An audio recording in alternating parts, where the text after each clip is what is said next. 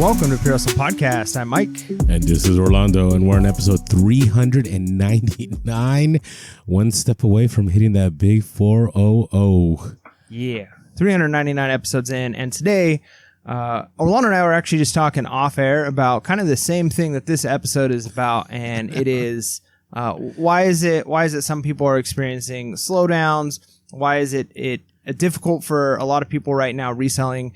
Is it our fault? Is it somebody else's fault? Is it a big issue? Is it a small issue? Is it something we can fix? Is it in our control? There's a lot of different variables, and today we're going to talk about some of those and look at who's to blame. Why is it that a few years ago we were just pounding out sales? It was relatively simple, and now it seems like you're scraping and crawling and doing everything you can to get by, while other people might just be experiencing great sales. So we're going to try and tackle that today, and I think this is something that kind of applies to everybody. So if you are not getting the sales that you're used to getting or that you want to be getting, go ahead and listen. And if you are getting those sales, stick around and listen anyways, because we've got our hustles of the week, and maybe there's something we missed. So if there's something we don't talk about, maybe a little tip or trick you have, make sure to stick around so you can comment on YouTube and let us know what it is that we can make sure everybody knows to do to get those sales. So Orlando, take it away, man.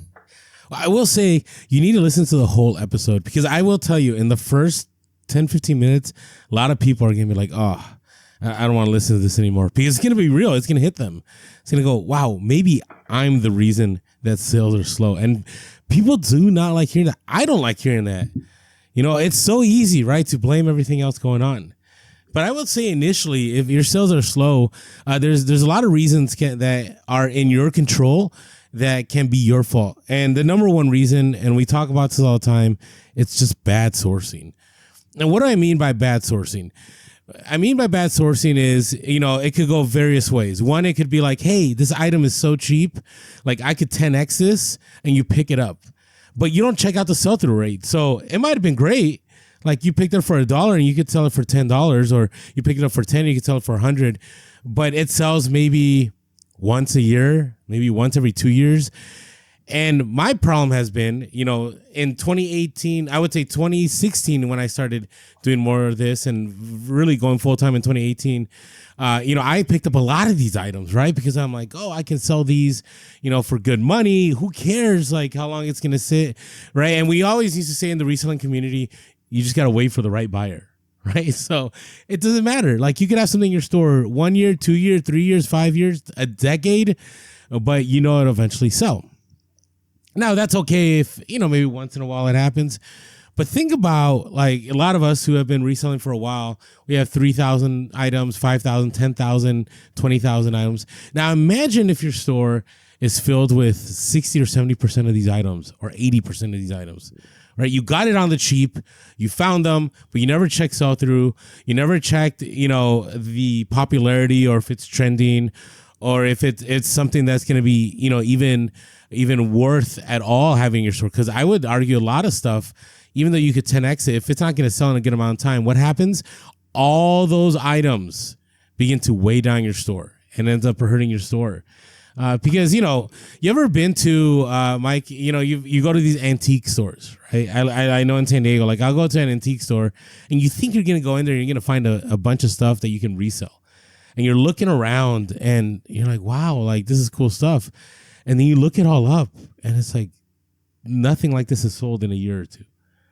Right. So this store, it's been around for a while. What I see with these stores here in San Diego, I can tell you at least 3 of these stores, they've shut down in the last few years. And this was even before the major events of 2020. I remember going to these stores and going, wow, how do these stores like stay open? Because I'm trying to source from here and I can't find anything that will sell on eBay in 90 days. And sure enough, they don't exist anymore. Yeah. And so you got to be really careful in your sourcing. Yeah. And there's another aspect with bad sourcing too, is that things change. You mentioned like whether or not there's popularity or not. But I even think about when I first started reselling, the items I picked up, some of it was just because I didn't know any better. And so maybe I purchased items that weren't great. But then I'd learn something like, oh, this brand or this specific shoe or this type of book is going to sell. And then that like you get the dopamine hit when you find the item at a good price and you sell it and it does good. and you talk about it on a podcast or with a friend, like, oh, I sold this hat or I sold this brand of shoe. And so then it like locks in your brain. You've got this like positive relationship with this item or this item type. And then 3, 4, 5 years go down and you find another one of those items at a garage sale. And so instantly all of those memories come up. Oh, this is a great item. I can get it at this price. And you don't do any more research. You didn't realize that things have shifted, right? If you're still selling the same, certain things are kind of timeless, or they kind of are going to ebb and flow as far as popularity. But just because something is really popular at the time or trending at the time doesn't mean it's going to stay that way. And so, you've got bad sourcing could just be that you're picking up good items, but it's no longer that item's time anymore. Like it was a good item 2 years ago. It might become a good item again in the future, but at that point you're just speculating. Like, is this a buy that's going to be valuable for me later? But you got to make sure that you're staying up to date.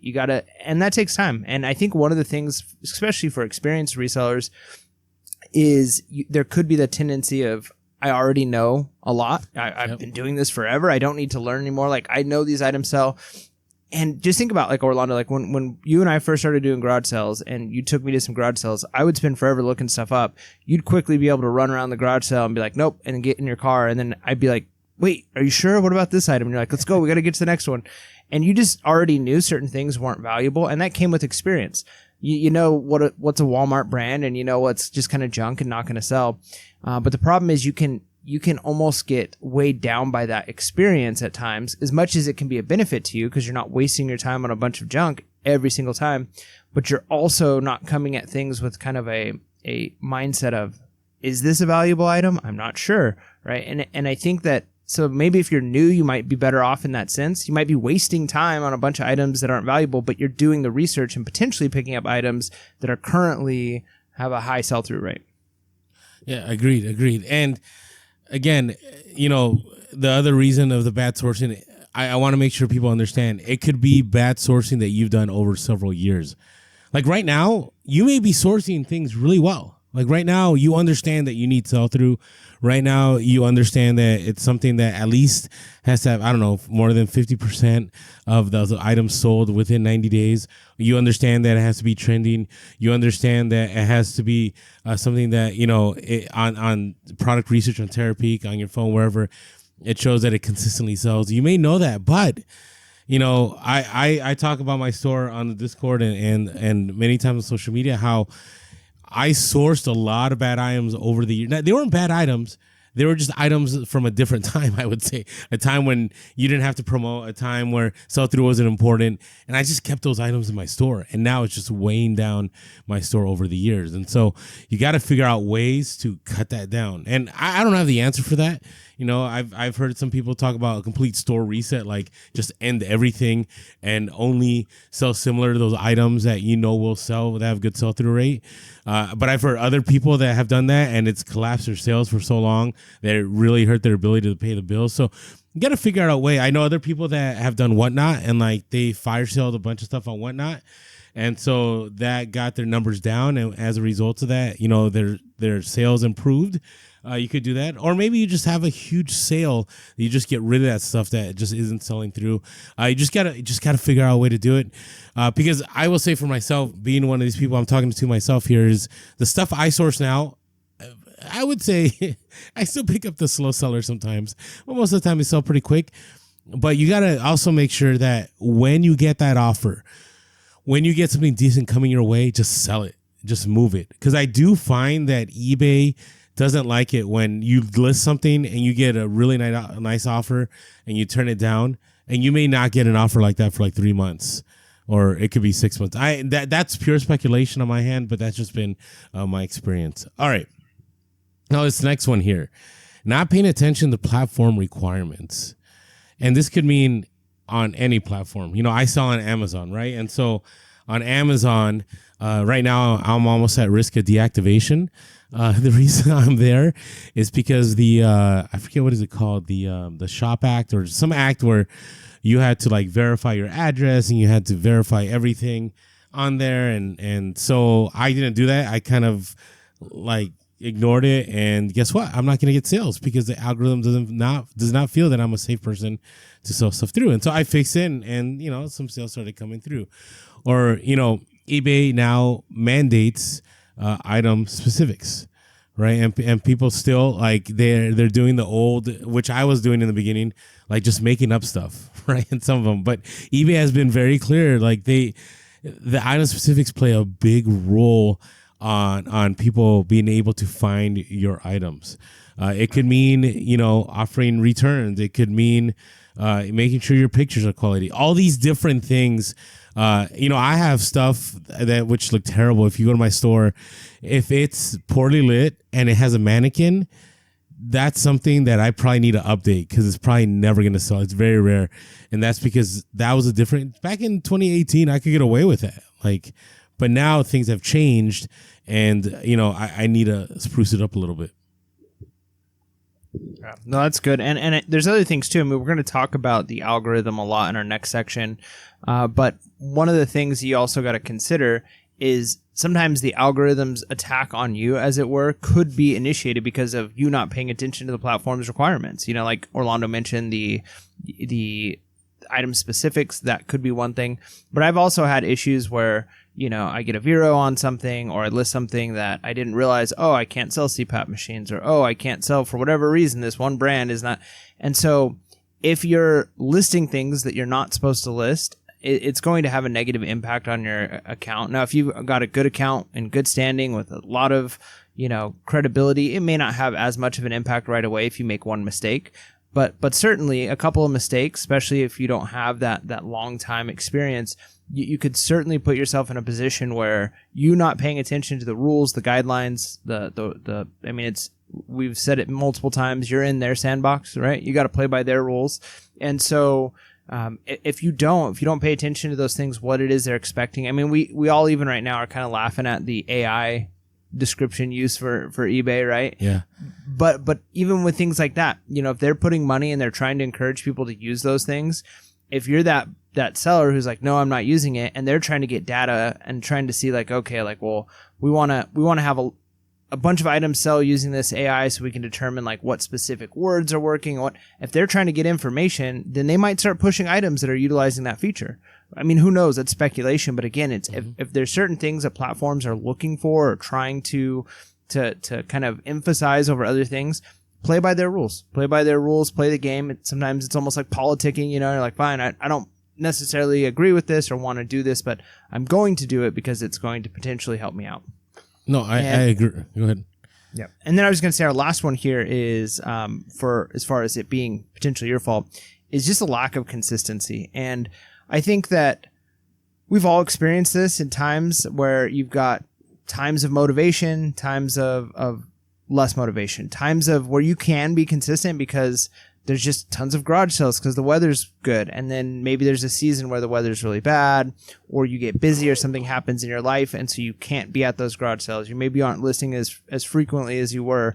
And you make a big change in your account. Like if you were used to listing 10 items a day and all of a sudden you go to listing 10 items a week, hey, you haven't completely stopped, but that's a big shift as far as eBay is concerned.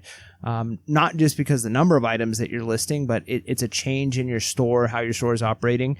And we've kind of seen anecdotally that big changes in your store aren't necessarily looked at favorably. And so if you don't have consistency in sourcing items, in listing items, consistently getting items out at a reasonable time, consistently having good communication with buyers, all of those metrics that are important.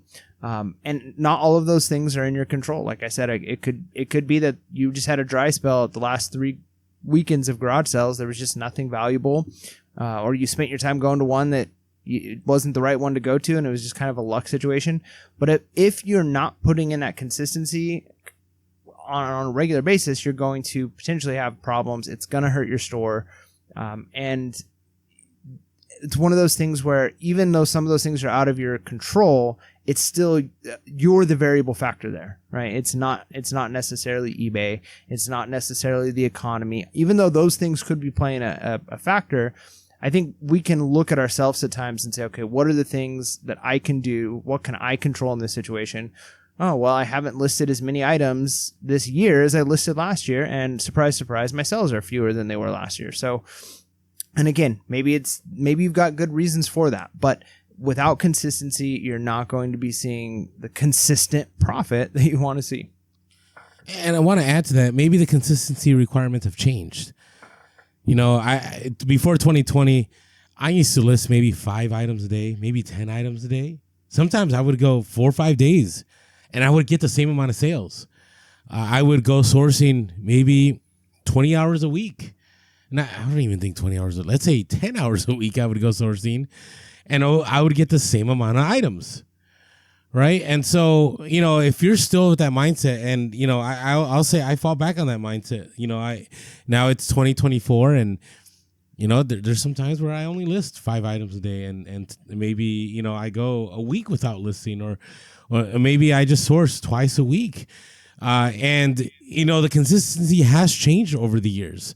You know, the requirement for 2020, there was no specific written rule, but I feel that it was a different time where you could get away with maybe working 20, 25 hours a week as a full-time reseller. Now in 2024, I would make the argument that after 2020, it became a 40-plus hour requirement, no matter what. I would argue that if you really want to make good money, it's 50 to 60 hours a week. You know, unless you're one of those guys like we've talked about, that guy that sells Rolex watches, like he only has to make 2 sales a month or something, right? But if you're just the everything seller, right? You're the guy going to the thrift store or going to garage sales. You know, you're just making local deals and so on.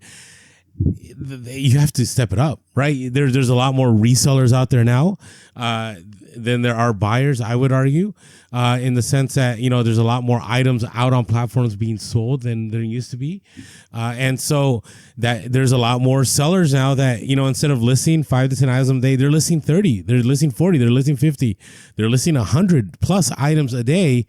And so the consistency you had back in the day was great for its time, but that consistency now, it's not going to get you the same results. So you're going to have to up it. This is the way I see it. I do think those days of kind of mildly, I never called it passive, but it was a different life. Like, I think those days are done, and maybe you could get those days by working super hard for 2 or 3 years and putting in those 50 to 60 hours a week. And then you'll be that, you know, a higher 6-figure seller. But, you know, it's funny. I think one of the obvious things in all this is that, you know, back when we started the podcast, like everyone was like, I'm a 6-figure seller, right? I'm a 6-figure seller, right? Watch my YouTube and learn how to be a 6-figure seller. And people would be like, wow, 6 figures. Like, that's crazy. Like, that's so incredible. Now I'm a 7-figure seller. Like, I make 7 figures. Like, you want to learn how to be a top tier reseller. Like, this is how you do 7 figures. Why? Because the amount of work that it takes to be a 6-figure reseller, it's completely changed. And the money has gone down in value. Right, six figures now is 30% less viable than it was back under 2020. Right, if you take a look at the cost of groceries and everything. But that goes towards the end of our podcast. What I'm telling you though is, you may still be consistent. You may still be doing the same things you were doing 10 years ago, but that's why your sales are hurting, because you need to do more. You need to do a lot more to keep that same profit flow. Now, one thing that has stayed consistent since they started was My Reseller Genie. And so if you want to, you know, figure out your numbers, if you want to make sure you do your taxes on time, if maybe you did a tax extension like me and you're going to spend this summer sorting out your taxes, one of the best ways to do that is by using My Reseller Genie. So go to the link below and use our code Pure Hustle. And if you're a first-time user of My Reseller Genie, you'll get 15% off the first month. And so you definitely want to use My Reseller Genie. It's able to tell you your numbers. It's able to allow you to keep track on all your fees and everything. And then most importantly, it helps you in your taxes. So again, use My Reseller Genie. Go to the link below and use our code Pure Hustle for 15% off the first month. Yeah. All right. So sometimes it's not just you. Sometimes it really is the platform. And you know, I'm the first person typically with this type of stuff to kind of say, look, usually it's something within your control. Sometimes it's out of your control. But I know there's a lot of areas in life, and reselling is one of them, where, there are things that are out of your control, and it isn't always easy to quantify. It isn't always easy to like pinpoint and say like, well, I can prove that this happened in this situation. But we know that eBay and Amazon and any other platform has an algorithm. They just have to. It's the same thing with like social media. You go on, you start a new social media, you make a new account.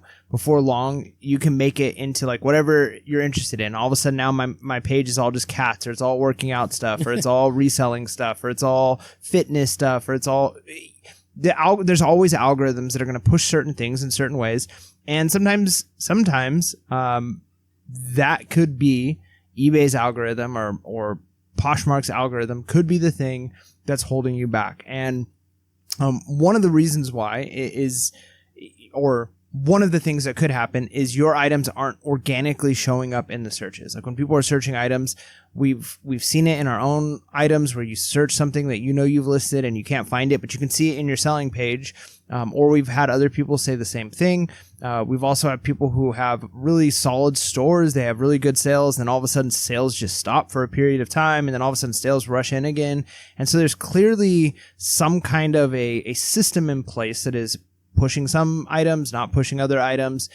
And I don't think it's necessarily nefarious where there's this like group of people sitting in a boardroom going like, now we're going to crush Orlando's store.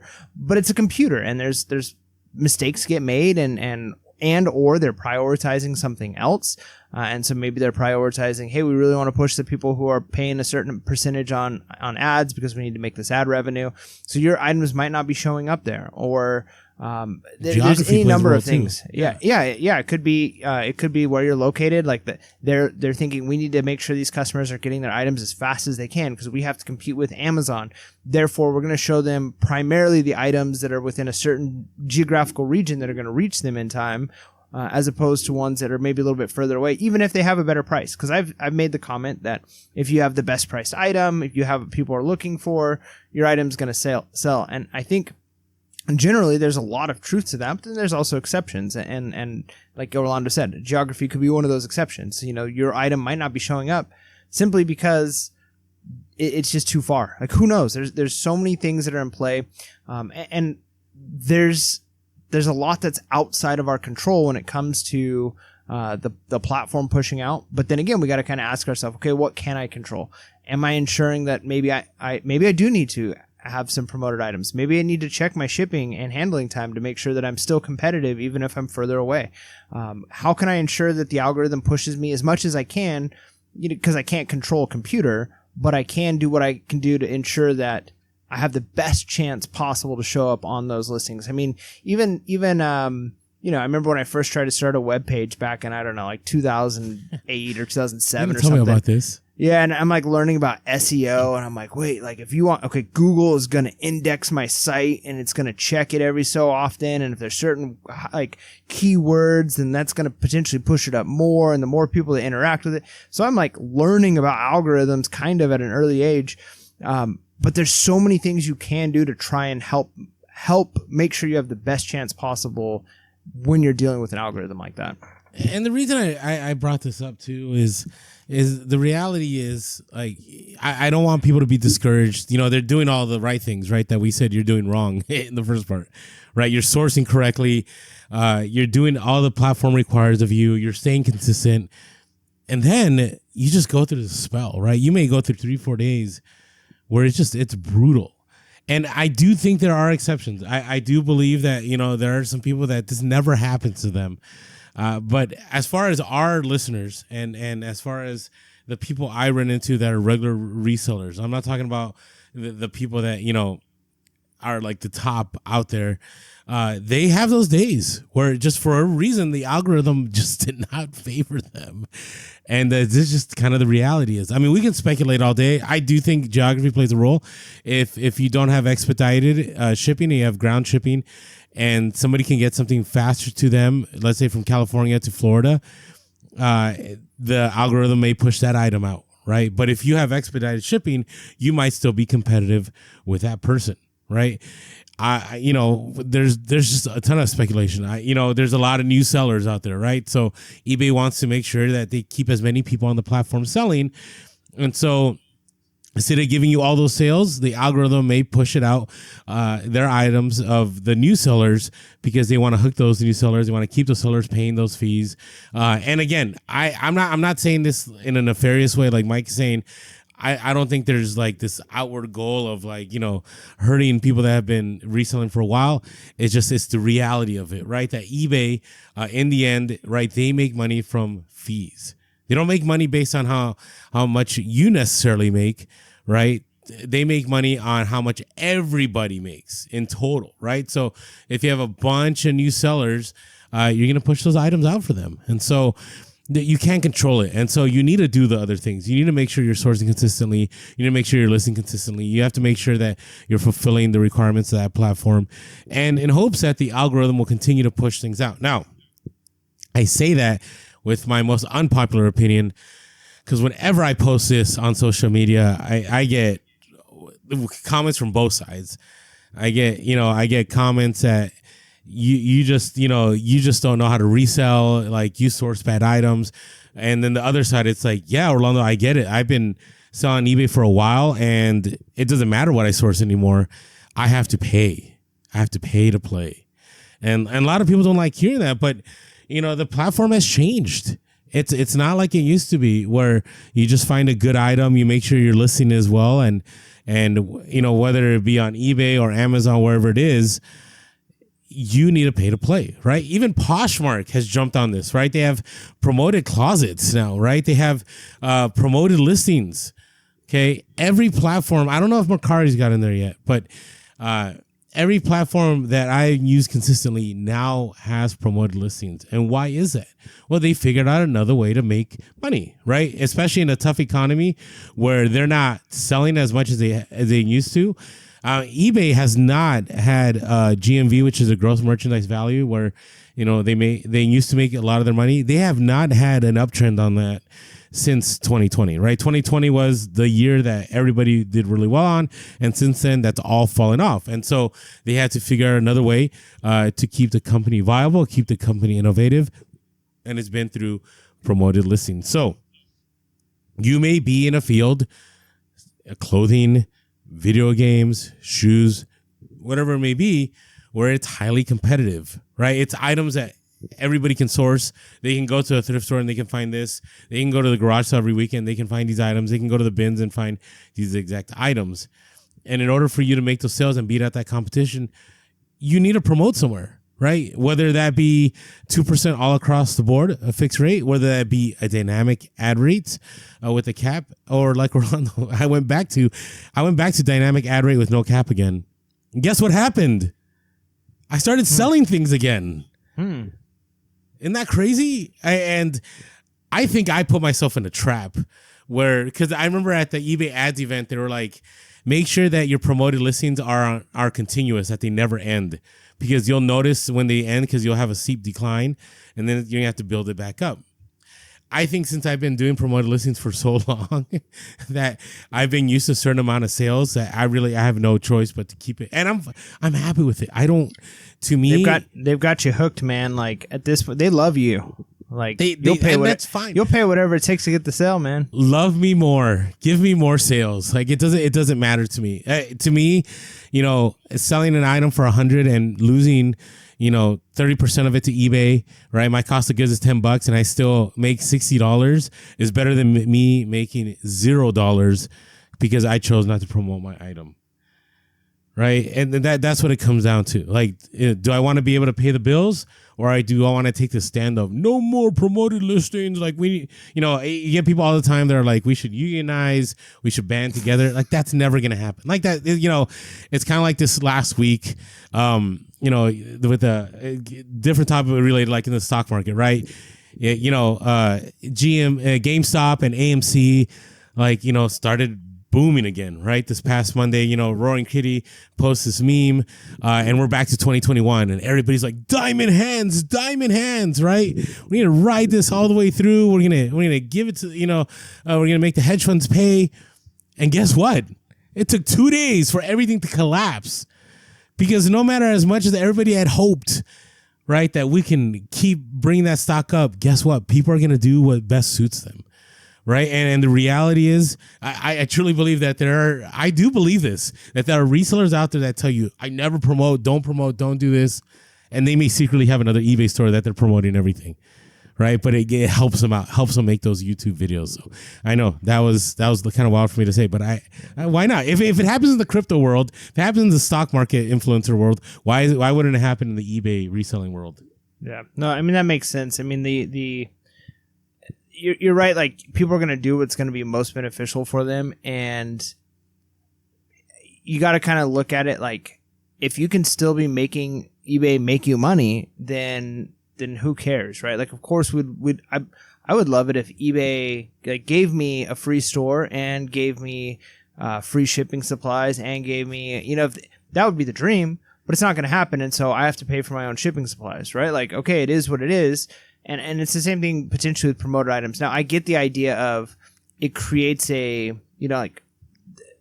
the race to the bottom feel on Amazon, right? Where the competition is so much that nobody ends up winning except for a couple of people because everybody's racing to the bottom, and then you end up kind of stuck. If you're trying to hold out, you end up getting stuck with the item that no longer is going to sell, or you're going to drop your price way too much.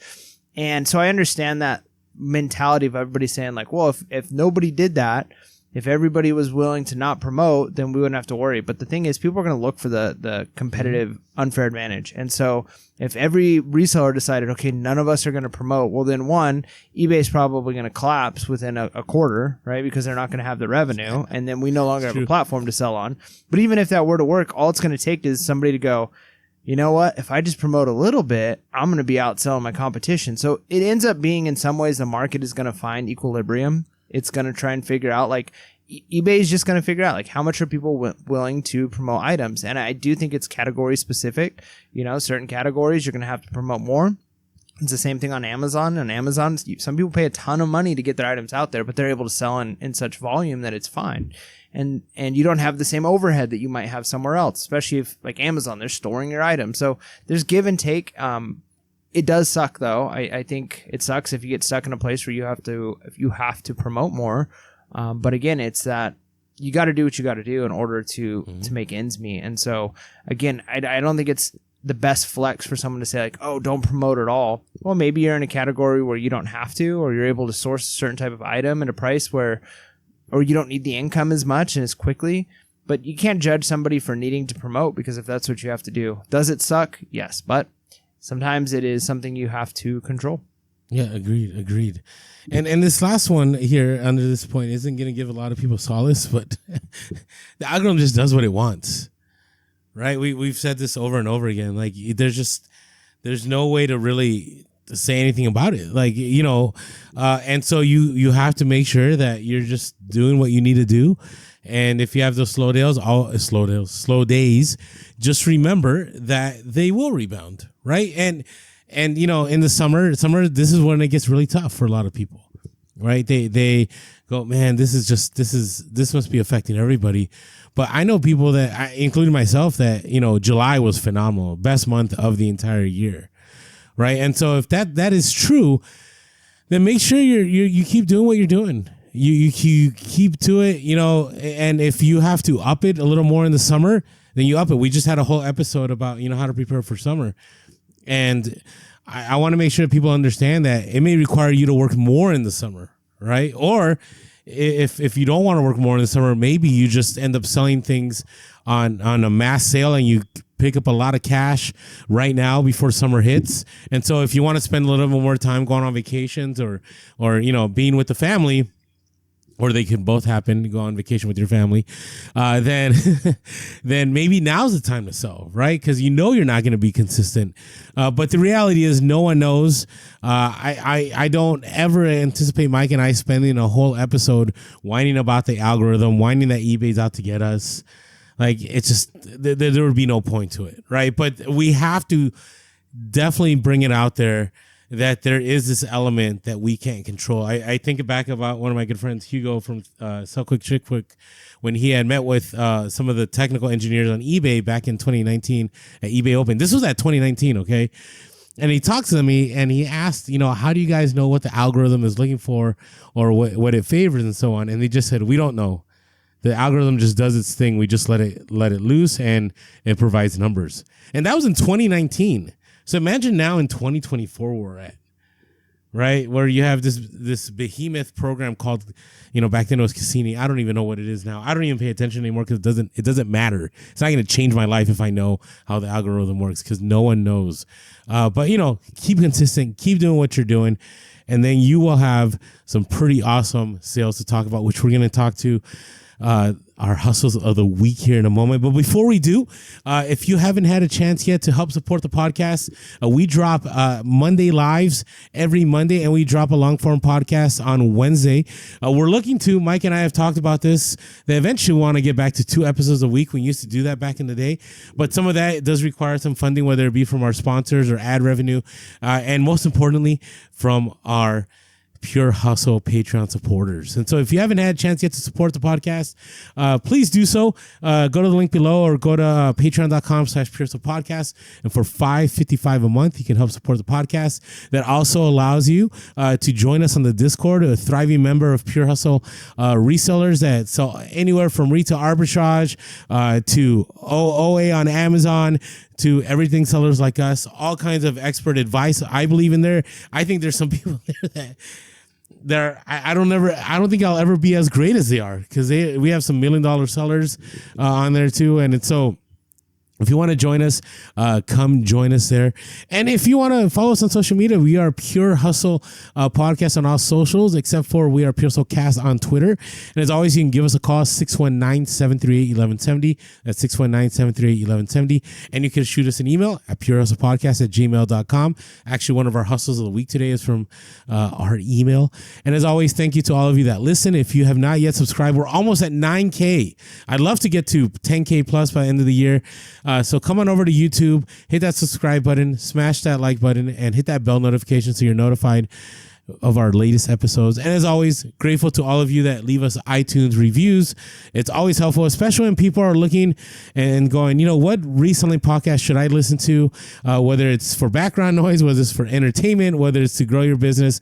We like to be that podcast. So if you haven't yet, jump on over to iTunes, leave that 5-star. Hopefully it's 5-star. Let us know why you enjoyed the podcast. And, sometimes we read these. Like, I wonder, let's read a couple today. We haven't read a couple today. And I promise I won't go on a rant. I promise. I know last time I went on a rant and it went a little more than I anticipated, but I think some things needed to be addressed. Right. FYI, though, before you go and read too many, we're 20 minutes before we go live on Monday. Speaking of which, if you have not gone over to YouTube and hit that like and subscribe, do that because we go live consistently at least once a week right now on YouTube. Typically on Mondays, we're going to be recording potentially a little early on this week or going live a little early. So make sure that you hit that like and subscribe button so you don't miss our lives. Okay. All right. So this comes from Jane 123456. And they said, great podcast. Love learning about a side hustle from a fellow educator. The struggle is real. Winky face. So yeah, I love hearing from other teachers. Right, because they understand the struggle of teaching and the struggle of reselling. Okay, this comes from Blue Katsu. Did I read Blue Katsu already? No, I think we did already. So we're going to go to the next one. Let me see here. This comes from Trixie Fair. Says, thank you. I'm new to the podcast, but I've now binged about 100 episodes as I start my resale journey. Wow. It's impressive. I appreciate your insight and experience. Thank you. Appreciate you listening to 100 episodes. I just think it's wild. Remember, Mike, when we were happy about 100 listens, right, on the first episode? We were like celebrating that. And to think that people are willing to bear us for 100 episodes is so wild to me. All right, last one here. This comes from Sir Walter Thrifts. It says, Bolos galore. You guys do a great job. I especially like the Hustle of the Week and Bolo segments. But all of it's great information for resellers. Thumbs up. So thank you so much, Sir Walter Thrift. And you've been talking about Hustle of the Week, and it's time for us to talk about our Hustles of the Week. Yeah, here we go. Come on, hustlers. It's the freaking Hustle of the Week. Yeah, all right. Our Hustle of the Week, our first one comes from Angela on Instagram. The handle is at Short Stack Seller. So went to Nordstrom Rack's Clear the Rack sale this past October. Wait. I need to correct you. She's changed since then. It is the period Short Stack Seller. All right. The period Short Stack Seller. Okay, go ahead. All right. So went to the Nordstrom Racks, picked up some boots, and the suede on these were dirty from multiple try-ons and just being on the store floor. Picked up a R13 jeans pants, but this was first time finding boots. The pink suede color is hard to come by, and it looked like no one was going to restock anytime soon in that color. The brand seems to have pretty niched audience. They were distressed denim and slouchy. Features seemed to sell. Had multiple offers on both eBay and Versatile. What is that one? Vestiaire Collective. Huh, I've never sold on there. Yeah, never have I. For these boots, but I did notice she could sell higher end products on Vestiaire closer to the asking price, usually to people outside of the country. So paid $168 for these boots and sold the pair of R13 bright pink suede cowboy boots on Vestiaire Collective for $939 plus shipping. Oh my goodness. This was her highest sale to date on a single item since starting reselling. Holy smokes. That's a good one. That is, I mean, you're paid up. Like, to pay $168 on an item, that's no joke. But You know what you're sourcing. You know what you're sourcing. You're at Nordstrom Racks. I mean, obviously, you know you're gonna have potentially getting some better items there with Nordstrom. But man, $939. That's a killer deal right there. It is, and we learned a new platform, Vestiaire Collective. I never even knew that existed. So thank you, Angela, for sharing that with us. All right, this next one comes from Keola from the Discord. Is he a moderator on our Discord? He always brings so much. So Keola, I appreciate him. I haven't run into him at garage sales in a while, so hopefully soon. He's here from San Diego. Said credit for this hustle week goes to my wife. We were driving home from spring snowboard trip and decided to stop at a few thrifts. She doesn't resell, but was willing to tag along. I found a couple bread and butter items, was about to check out, and I hear, "Hey babe, do you like selling new stuff, right?" I turned around and she's got 5 new sealed 10 packs of 60-minute Sony digital video cassettes in her arms, priced at $1 a piece. Listed them for $49 each plus ship and took an offer for all 5 of $175. She effectively covered our gas money for the road trip. Yeah, I got $5 to $175. And here's the thing. When Keola posted this on the Discord, I was like, what? These sell for this much? Like, I used to sell this stuff all the time on Amazon years ago, and I kind of stopped, and now it's a bolo now. So nice work there, Keola's wife. Good work. All right. So our next one is an email from Patrick. So went to a thrift store and saw a bunch of old dead stock pencils and paid $2.50 for 72 of them. Listed on eBay for $49.95 each. Holy smokes. Sold all 72 of them at an average price of $45 a pencil. After 4 months, sadly sold out, but overall it was gross profit was close to $3,200 plus on 72 vintage Eberhard Faber Blackwing pencils. Man, that's a bolo. That is right. Pencils. I mean, I know about. I had to look it up, pens, but they're money. Geez. Wow. Yeah, you look at all, and one of the tell signs on them is that it looks like they have a paintbrush on the end kind of deal. I don't know, when I looked it up, because I was like, wow, did he really say that he sold 72 of them for $3,200 at $45 a piece? And so I looked it up and I was like, yep, he did. So wow. Nice work there, Patrick. That better be a really good pencil, man. Like that better write your essay for you. You know what I'm saying? That better make the corrections. It basically better be AI to be worth that. That was wild. It was wild. I just, again, I now when I go to, like, you know, you go to a estate sale, one of the rooms you go to is like an office room, and there's all these random pencils and pens, and I always look, but I can never find that valuable one. But this gives me hope. And so nice work there, Patrick. All right, what is your hustle of the week? All right, so I told a story a while back where I picked up a bunch of like office phones, new in box, okay. And I listed them and they've just been sitting. I actually had one person buy like a whole bunch of them at once and then immediately ask for a refund because they realized that it was like the wrong model, that they were actually looking for a different model. So like that was an emotional roller coaster, but I sold 10 of them just yesterday. Yeah. So anyways, $300 plus, which I can't remember the exact. I'm gonna have to go back and listen to that episode on how much I paid for all of them. I still have like another 20 phones left. I think maybe even more. But I was able to, for sure, I've made up for what I paid plus some on these phones. Now everything I make is going to be pure profit. And it's kind of redeeming to the fact that, okay, I made a good choice buying these phones because I paid up, a little bit. Yeah. I want to think it was only a little over 100, maybe 150 for all of my phones. But, it's one of those things where it takes up a bunch of space. Should I have bought these? But yeah, now selling 10 of them for $300 is definitely worth it. Yeah. No, I sometimes look at those. I'm like, I don't want to source these because I'm thinking right now, I think I have like 10 of them in my garage that I never listed. And, but there's money in them, right? And the reason that there's money in those is because businesses have accounts to spend and people aren't spending their own money. So they're willing to pay a little more for an item that they want in their office. And so you're able to charge up a little bit more. So yeah, especially if it's a specific model of a certain type of phone or a certain type of keyboard or a certain whatever it is. Because offices, the IT department, they want to keep everything uniform as much as possible, and so they don't want to have 17 different models of phones in a big building.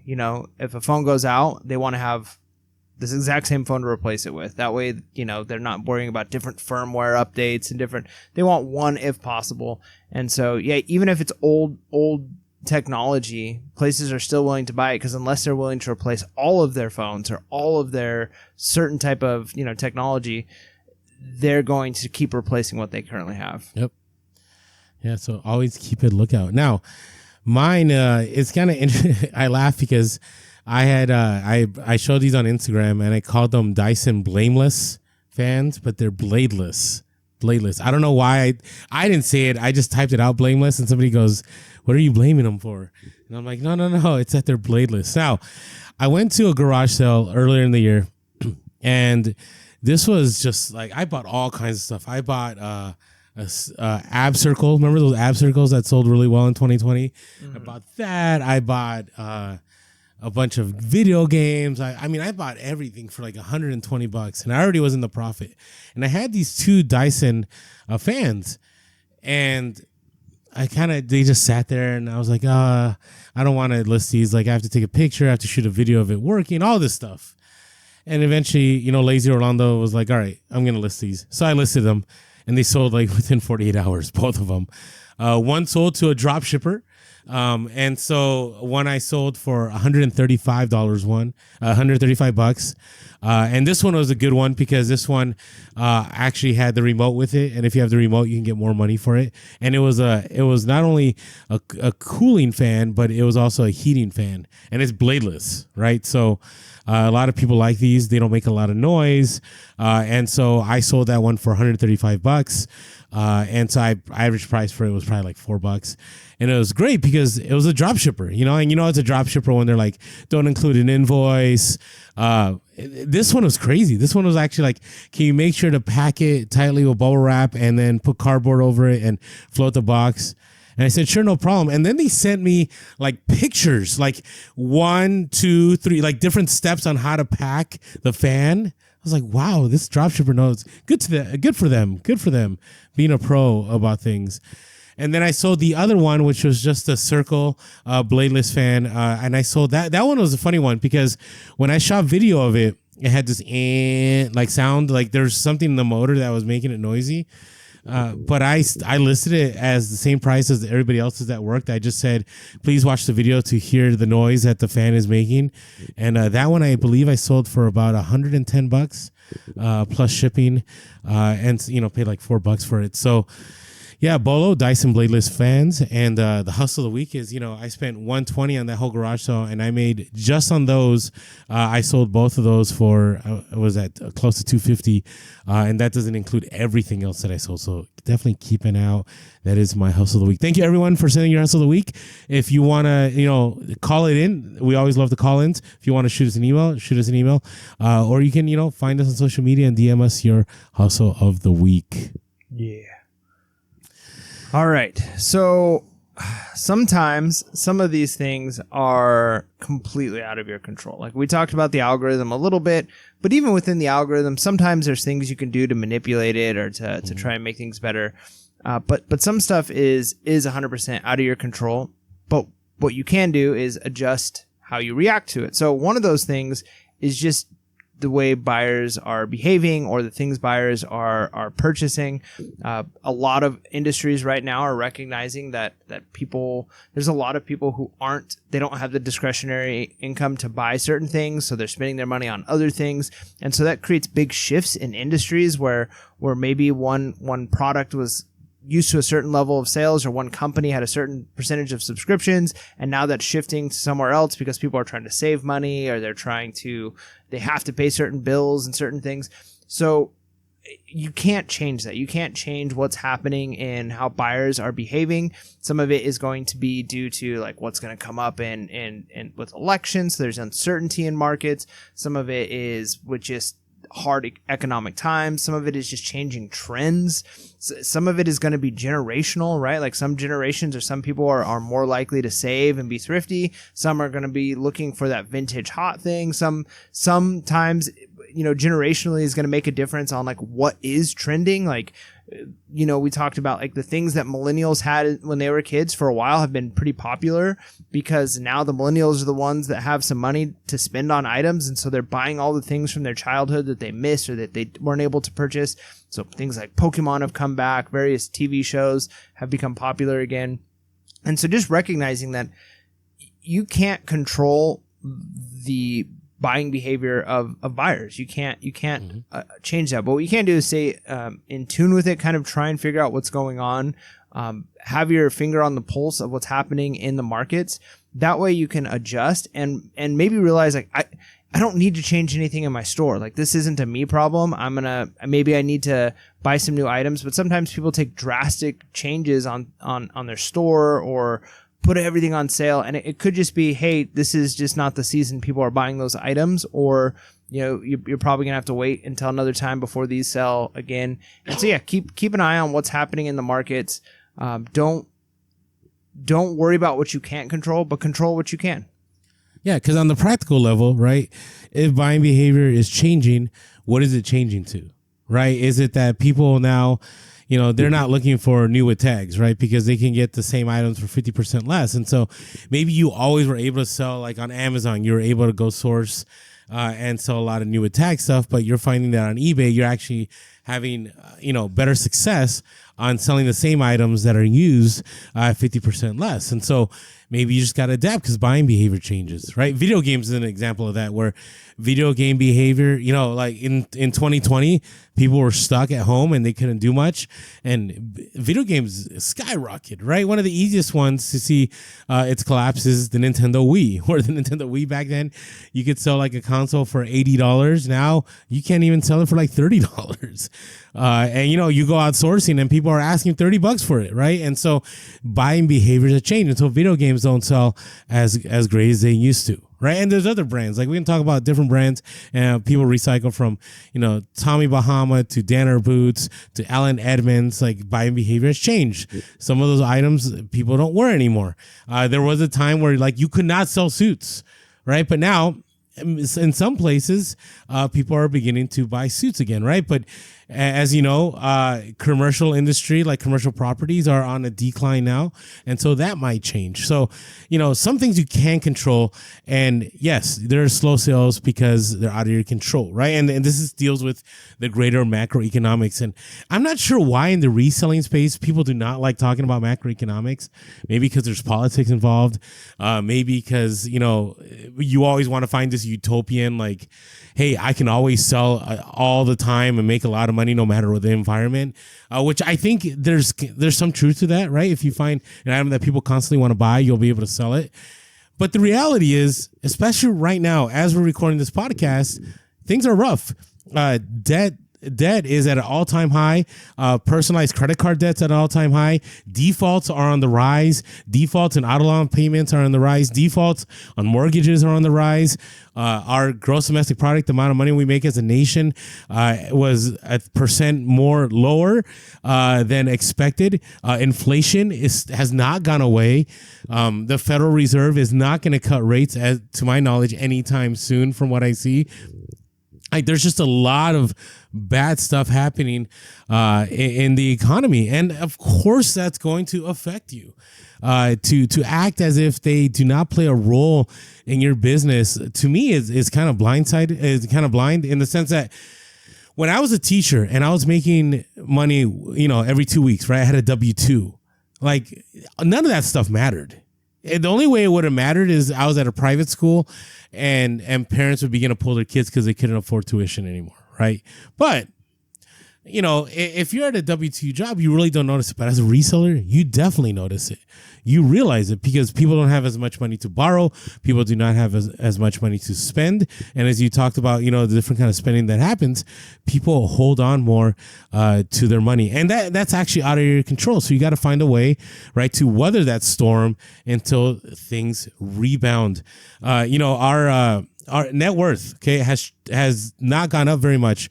From 2016 to 2020, net worth went up 16% on average for people that ran business or entrepreneurs. From 2020 to now, it's only gone up 0.7%. This is the latest Wall Street Journal.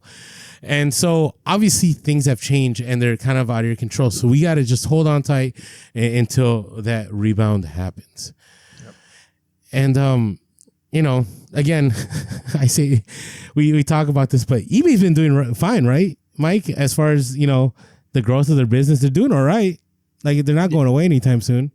Yeah, I mean, they're not going away, but they're not doing fine in the sense of they keep bleeding. They keep bleeding sellers, right? So they recognize that their money is coming from us, right? Like, they're not growing as a company as far as getting tons of new buyers on their platform and selling way more items. And so at a certain point, they're becoming an advertising company. Like, that's how they're making their money, is us paying to use them for advertising. And so that is going to impact selling in some ways too, is as these different platforms change their methods. I mean, look at what Mercari did as far as changing, the way they adjusted their fees. Look at how companies can on a dime say, we're doing things this way now. And those things can be out of your control. And recognizing, like, eBay is not necessarily growing as a company, but they continue to stay profitable because they're finding ways to charge us. You just have to figure out, okay, well, if that's the case, then, like we talked about before, what can we control? I can't control eBay's decisions behind the scenes. I can't control what they're doing in the boardroom. I can't help push Mercari one way or another on how they should charge buyers. What I can do is I can play the game. I'm going to play the game the best that I can. I'm going to play with the pieces and the hands that I've been dealt, and I'm going to be profitable as much as possible. And I think there's an element of not keeping your head in the sand, like, especially with what you were talking about, like macroeconomics, because there are certain things that do impact us and we should be paying attention to. Even if nothing else, it's a good gauge of what's happening, and we can understand why maybe sales are going up or down, or why we should maybe shift to certain types of items rather than others. Mm-hmm. But there are certain things that we can control, and we don't want to just dwell on the things you can't. And so, yeah, when platforms are changing and they are doing things differently, we can just play the game the best we can and try and hang on for the ride. You know what I mean? Just hang on as long as you can until something else better comes around, until you can find another platform or another niche or another way of selling that is maybe less variable as far as how you're going to be successful just off of a couple of decisions from a platform. Yeah, so hopefully this whole episode gave you encouragement and realizing what you can control and what you can't control. But ultimately, right, reselling is still something that you can make money. You can still be profitable.